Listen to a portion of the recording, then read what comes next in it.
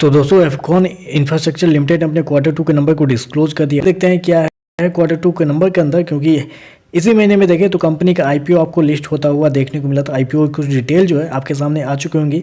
IPO list होता है सापूजी प्लूंजी group की, बेसिकली एक कंपनी है। अब बहुत बड़े नाम है, आपको तो पता ही होगा सापूजी प्लूंजी कितनी बड़ी नाम है कंस्ट्रक्शन के क्षेत्र में। उनकी ये कंपनी है, उस ग्रुप की ये कंपनी है। और कंपनी का जो आईपीओ आया था तो आईपीओ का जो प्राइस रखा गया था उससे लगभग 8% के डिस्काउंट पे ये शेयर आपको लिस्ट होता हुआ देखने को मिला था। लेकिन उसके बाद से शेयर के अंदर तेजी भी आपको देखने को मिली थी। अभी देखें तो आईपीओ प्राइस के आसपास पे आपको ट्रेड करता हुआ देखने को मिल रहा है।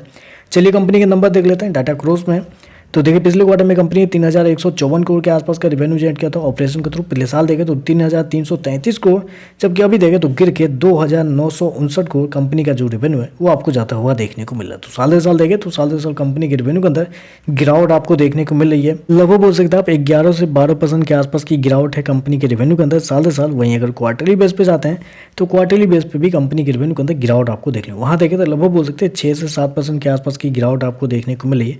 तो कंपनी का रेवेन्यू देखें तो इस क्वार्टर में आपको गिरता हुआ देखने को मिला है साल दर साल, क्वार्टर दोनों।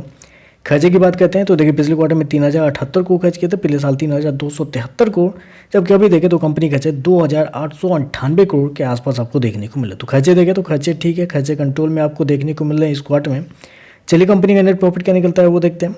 तो देखिए पिछले क्वार्टर की बात करें तो पिछले क्वार्टर में कंपनी लगभग 91 करोड़ के प्रॉफिट में थी, पिछले साल 104 करोड़ के आसपास, जबकि अभी देखें तो बढ़ के 135 करोड़ कंपनी का जो प्रॉफिट है वो आपको जाता हुआ देखने को मिल रहा है। तो साल साल देखें तो साल साल कंपनी के प्रॉफिट के अंदर लगभग बोल सकते हैं 30% के आसपास की तेजी आपको देखने को मिल रही है। वहीं अगर क्वार्टरली बेस पे जाते हैं तो क्वार्टरली बेस पे भी कंपनी के प्रॉफिट के अंदर एक बेहतरीन तेजी आपको देखने को मिली। वहाँ देखें तो लगभग बोल सकते हैं 50% के आसपास का जंप आपको देखने को मिला है। तो कंपनी का प्रॉफिट देखें तो एक शानदार तरीके से आपको बढ़ता हुआ देखने को मिला है साल दर साल, क्वार्टर दोनों। और प्रॉफिट बढ़ने का दो रीजन आप कर सकते हैं, क्योंकि एक्सपेंस को अगर आप गौर करते हैं तो एक्सपेंस में दो जगह पे कंपनी के जो खर्चे हैं थोड़े से कम हुए हैं। पहला तो है कंपनी का अदर एक्सपेंस, यहाँ पे देखते हैं तो आपको पिछले साल के मुकाबले देखें तो लगभग बोल सकते हैं 30% कम कंपनी के खर्चे हुए हैं। तो अदर एक्सपेंस में कंपनी ने पैसे बचाए हैं।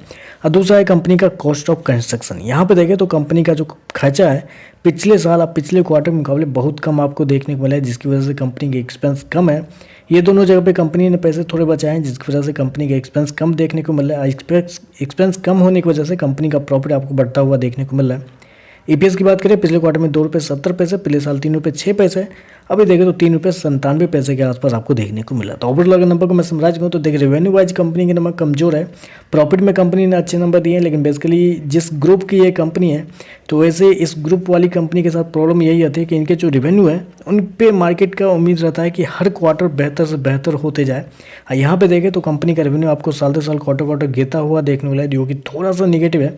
तो देखते हैं मार्केट के इस नंबर पर कैसा रिएक्शन आपको देखने को मिलता है, क्योंकि रेवेन्यू के मामले में देखें तो कंपनी के नंबर कमजोर है, प्रॉफिट बेहतर आपको देखने को मिल रहा है। तो चलिए बस आज के लिए बस इतना है। वीडियो पसंद आया तो लाइक कीजिएगा, साथ में साथ चैनल को सब्सक्राइब जरूर कीजिएगा। धन्यवाद।